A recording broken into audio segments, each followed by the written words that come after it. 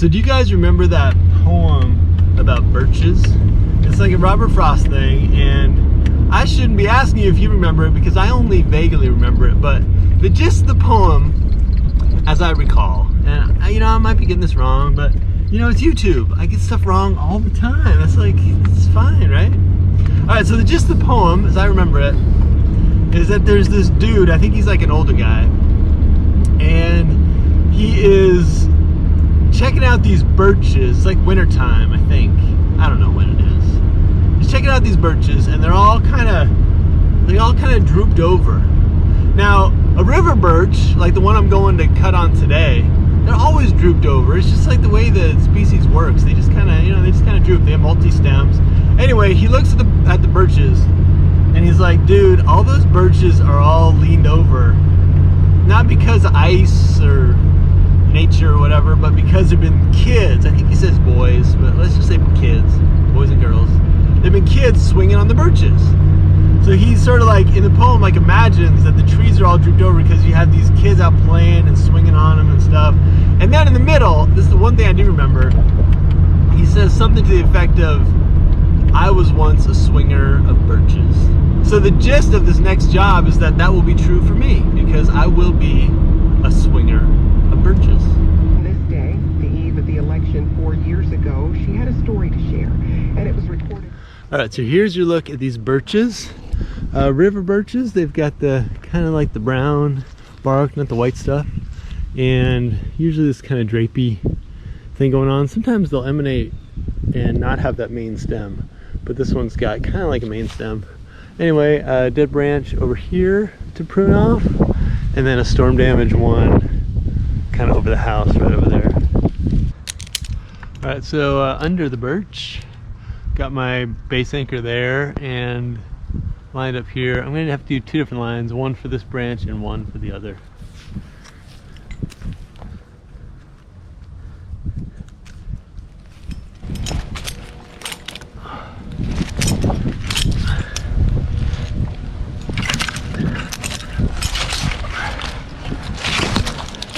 All right, first ascent, first birch swing initiated. This is my dead branch here. I will cut it here so it doesn't split or anything, then do a collar cut down here. You can see the collar right here. It's already kind of distended, trying to wrap around that branch. So I'll try to make my cut just flush with the collar.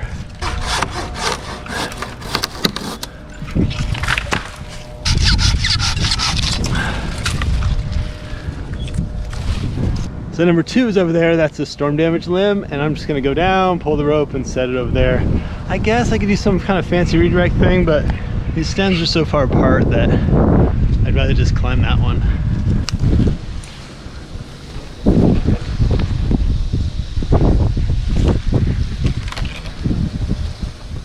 All right, throw bag time. I'm going for, you can see it, going for the higher V up there. And first time never works. We'll see.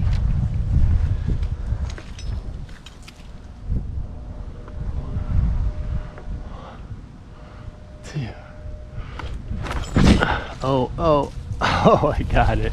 First time. That was good. That was so good. My lucky day. Swinging from birches. All right, rope climb number 2. It's just not really like swinging from birches. It's like climbing a rope into a birch, but anyway, this is number 2.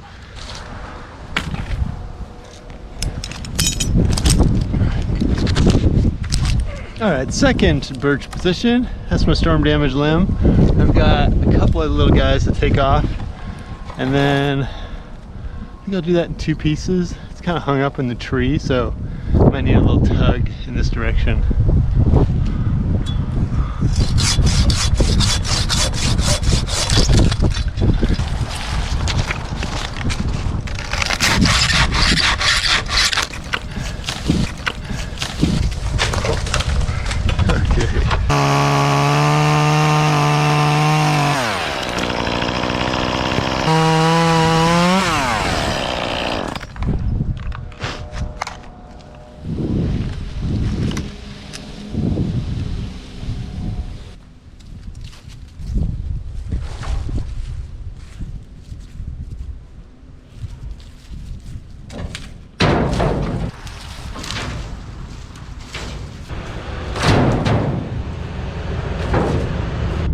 So I'm not sure if it's the same to swing from ropes that are in Birches as it is to swing from Birches, but I got the general gist of it all.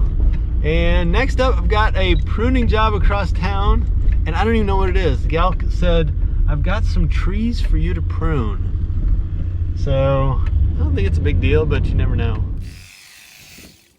So that pruning job ended up being a very angular affair. You know, maintaining this kind of cube version of a yew bush and trimming off all the new growth so only the cube remains.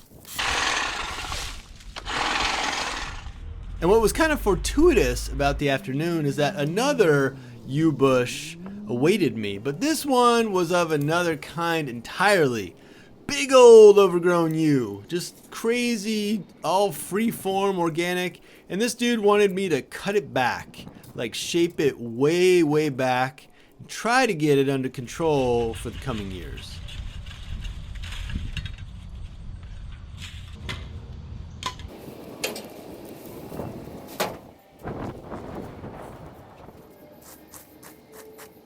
This yew bush was planted at the same time as that one, and he has kept that one all trimmed.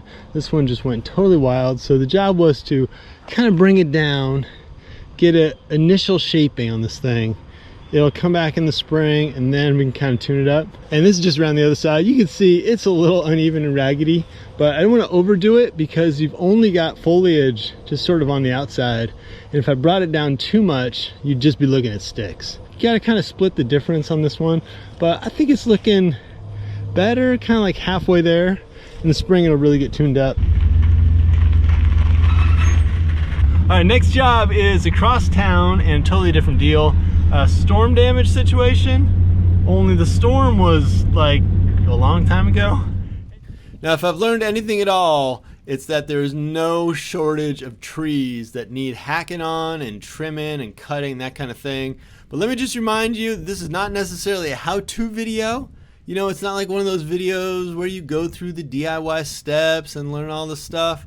Instead, it's just a story of how I did it, and I appreciate you checking it out.